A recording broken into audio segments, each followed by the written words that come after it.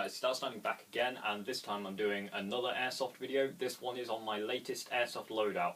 The only things I'm really showing in this one are what's changed since my last Airsoft loadout video, which you can see. I think I had it under beginners kit maybe, or Airsoft for beginners I think it could have been, something like that. But anyway, I'm going over the kit that's changed recently, and why I've changed it, and how it works with the rest of my kit almost.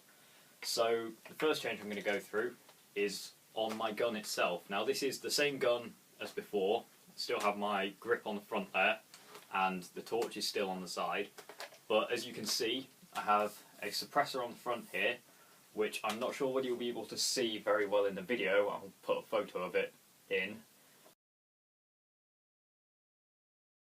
Actually has the USMC logo across it, which I thought was quite cool. Also says 556 NATO, which is quite cool. Now I also have this scope on the top, which is a really nice scope actually. It's a plain dot sight. I think it's 1.5 times magnification or something like that, not very much, so it's not like a full combat scope that will let you see, you know, miles in it or anything like that. But it does come with, or it does have, sorry, 2 levels of brightness on the red dot and 2 levels of brightness on the green dot as well, which I find really helpful. It came with batteries and 2 types of mount, whichever rails you've got, and it also comes with this kill flash that I've got on the front of it, which might look a bit odd to some people. Now on the real ones of these, that's to stop scope flash, basically. That's why it's called kill flash, it kills the flash. But I've got that on there because that's steel mesh on mine, and I'd much rather a BB hit that than the glass lens behind it, because this scope was like 40 quid I think. So I'd rather have a BB hit solid metal or metal mesh rather than just a piece of glass behind it. And apart from that, nothing has really changed on my gun. The rest of it's almost the exact same. I've just taken the iron sight off here that was here, and I've simply just attached it here. Seems a bit pointless, but I wanted to keep it together and it's out the way there, because I shoot like that when I'm using it. And if I aim here and turn my torch on, it works quite well because the button for my torch is just on the top here. It's not like a pressure pad on the handle, it's just a button on the top, and that's where my natural thumb position is. Before it was there, now I just move it slightly over and I'm sorted. So I still use my 1-point sling on that. The next piece of kit I'm going over is this helmet I'm wearing. This is a replica Mitch 2002 helmet. I was looking at the 2001 originally, but that's, as some of you all know, the one without these earpieces on here. And just before I was going to order one, I took about 16 rounds in the ears, and that hurt quite a lot, so I decided I'll get one with the ear protectors on. Also means that if I end up putting radios on, maybe because I really want to try milsim at some point, this will cover it a bit more, and it's got rails here which I can attach my headphones to rather than have a band kind of across the top of my head, under the helmet that is, like when you wear normal over-ear headphones. And that means I've also had to change my goggles, which these ones actually came free with my helmet, and as you can see I've just got them on there strapped round my helmet, and when I need them I simply pull them down over my eyes. Gives me full protection round here. I usually have that cloth pulled up over my face, as with my previous video, and just tuck it under these eye bits slightly to hold it up. And as you'll be able to see now, I can still aim down my scope and get really good cheek weld, even using this. And it works very well for me.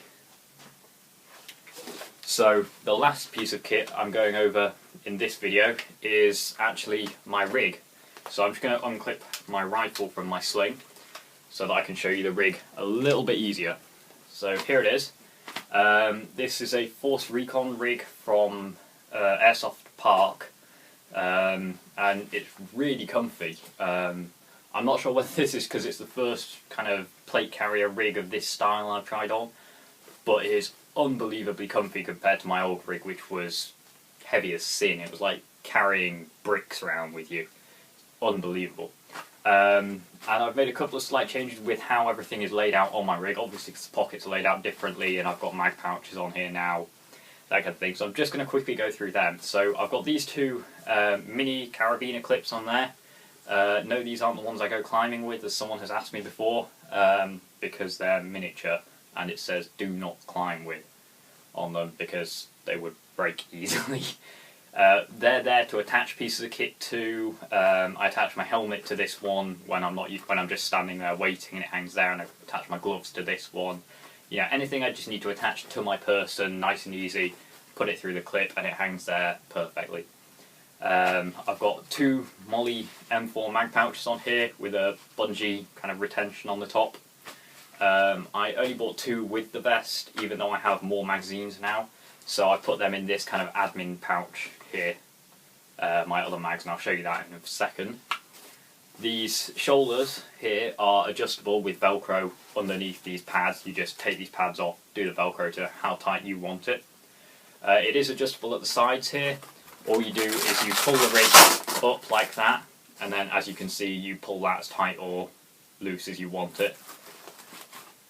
And you can even adjust that even more, because in here at the back there is actually some laces that you can tighten and loosen, and that will make the vest even wider. As you can also see on this vest, there's Molly all over the back of it, and there is actually a drag handle. I can't quite reach it here, but that's quite cool, I think, to have on Airsoft. I'm not sure you'll see that under my hood actually. Try and pull my hood out of the way. There we go. You should be able to see it now. It's quite cool to see that on an Airsoft rig. Or I think it's quite cool at any rate. Obviously, in Airsoft it doesn't play quite as big a role as it does in the real world, but I think it's still quite cool to have it on there. And for those of you who don't know what that does in the real world, it's literally dragging people. It's a bit more of a serious use than you would ever use it for in Airsoft. Only thing I've used it for in Airsoft is if I'm leaning over something, I've had someone hold on to that so I can lean right down and shoot. That's it. I've never had to be dragged out. So, quite happy about that. Now the other change I've done, as I said I would go over, is my magazines. I have actually swapped from my great big G&G high cap, which is just here, which although high caps are quite cool, and I like this one especially because of the grip on it. I think you can see the grip texture there. I've actually just swapped for mid caps. I got a box of King Arms 130 round mid caps, so I have 1, and then I've got 2, 3, 4, 5 King Arms mid caps. They all came in a box of mid caps, which I was going to show you the box, but I can't see it at the minute. I think I've probably put it away. And I have 4 of them in this kind of map slash admin pouch here, and 1 of them in the pocket here.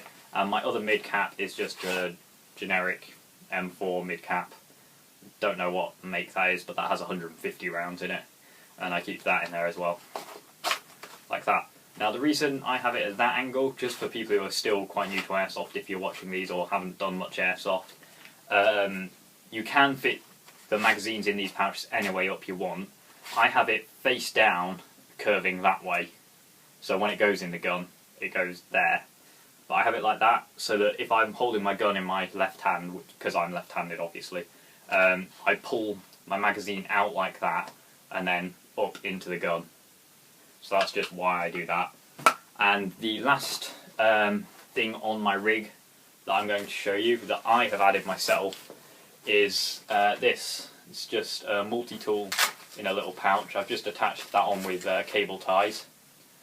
I find that really useful because it's actually a pretty good multi-tool. It's not like a Leatherman or anything like that, but it's pretty strong. Blades on it are pretty sharp. And I have that there because I use it whenever I'm fixing up my gun. It's got pretty much all the attachments on I'll need, except Allen keys, and I've got a big ring of them.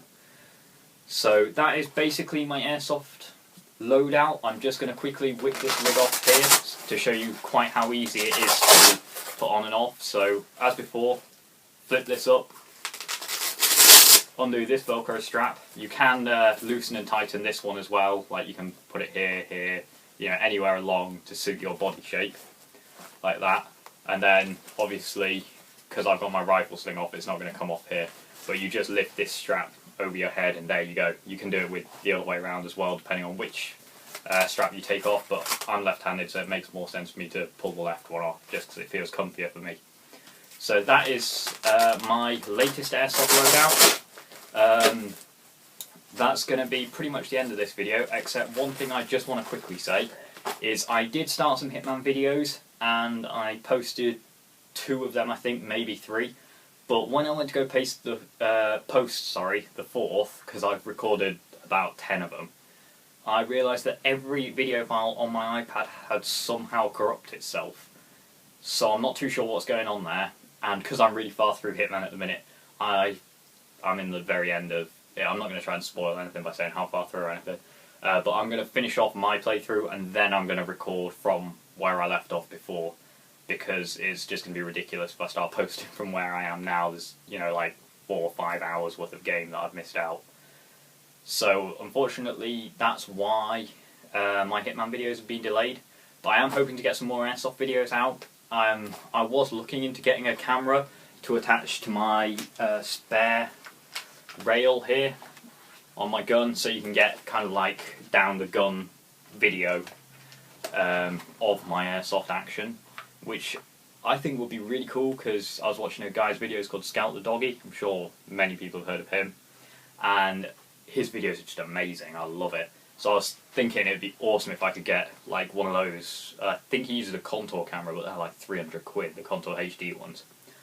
And he just has it either on the side of his gun or on a helmet, and it looks amazing, or on the side of other people's guns and helmets, and it looks amazing. So I'm hopefully going to look into getting one of them, but obviously try and find a really cheap one or something like that. Anyway, that's going to be the end of this video, and I will see you in another one.